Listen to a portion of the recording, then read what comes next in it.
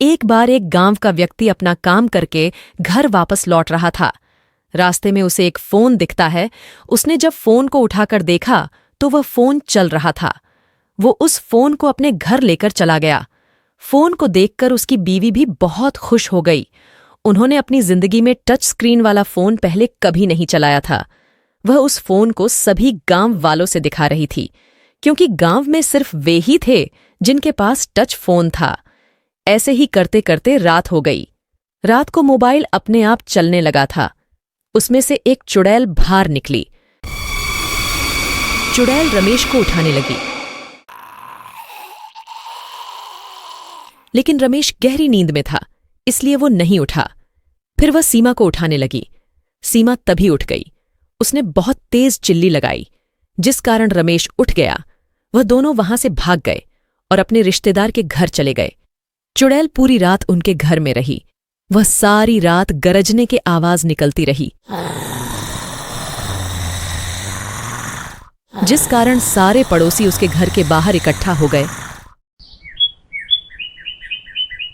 सुबह होते ही वह उस फोन को वहीं फेंक आता है जहां से वो इस मोबाइल को लेकर आया था। उसके दोस्त ने पूछा कि कल रात तुम्हारे घर क्या हुआ था? अजीब आवाजें आ रही थीं। तो उसने उस फोन के बारे में सब कुछ बता दिया। उसके दोस्त ने पूछा कि अब वो फोन कहाँ है?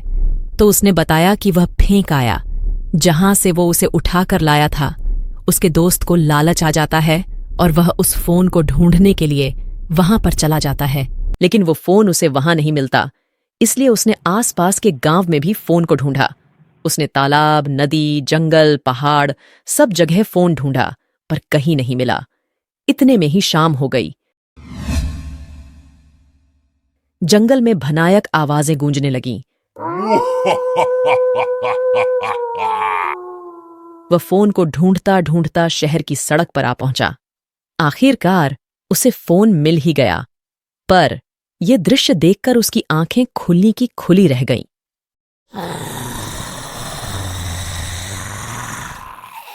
वो वहां से भागने लगा, पर भूतों ने उसे पकड़ लिए और चुड़ैल उसे अपने साथ फोन के अंदर ले गई।